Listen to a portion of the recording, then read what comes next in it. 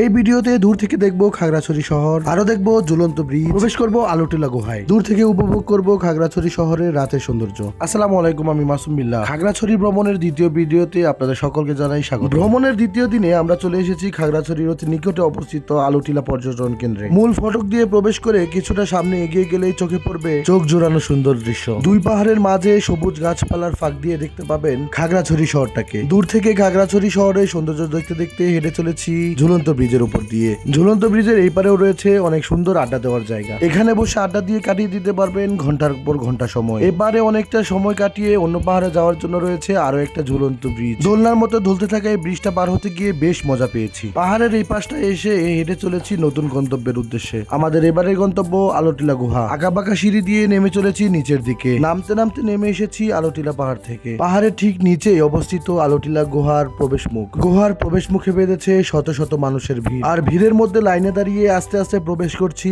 আলোটিলা গুহায়। বাইরে থেকে গুহার ভিতর দেখা যাচ্ছে ঘুটঘুটে অন্ধকার, আর এই অন্ধকারের মধ্যে মোবাইলের ফ্ল্যাশ লাইট জ্বালিয়ে গুহার ভিতর প্রবেশ করছি আমরা। এবড়ো খেবড়ো রাস্তা পেরিয়ে যতই গুহার ভিতর প্রবেশ করছি ততই যেন রোমাঞ্চ বেড়েই চলেছে। হঠাৎ তীব্র আলোর ঝলকানি, অবশেষে বেরিয়ে এলাম আলোটিলা গুহা থেকে। উপর থেকে আলোটিলা গুহার ভিতরে তাকিয়ে হঠাৎ ভয় পেয়ে গেছি। গুহা থেকে উপরে ওঠার রাস্তাটা বেশ বিপজ্জনক। আলোটিলা গুহা থেকে বের হতে হতে দিনের আলোয় অনেকটাই কমে গেছে। দিনের আলো কমতেই আলোটিলা পর্যটন কেন্দ্র সাজে নতুন সাজে। রাতের অন্ধকারে আলোটিলা পাহাড়ের উপর থেকে দাঁড়িয়ে খাগড়াছড়ি শহরটাকে দেখছি আর বারবার মুগ্ধ হচ্ছি। অসাধারণ সুন্দর একটা মুহূর্তে আমরা দাঁড়িয়ে আছি।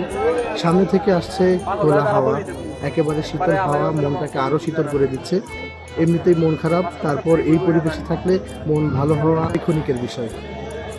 আপনারা যারা যারা মন খারাপ করে ঘরে বসে থাকবেন তাদেরকে আমি একটা কথাই বলবো, মন খারাপ করে ঘরে বসে না থেকে ঘুরতে বেরিয়ে যান।